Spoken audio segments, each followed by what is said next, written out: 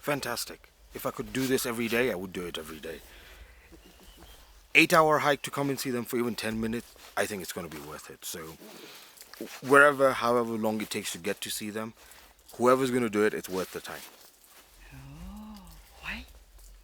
They're majestic creatures. When you're seeing them right next to you, you forget where you are and you just in awe of what you're seeing. And there's so few of them left. So whatever you're doing to come and see them is help conserving them.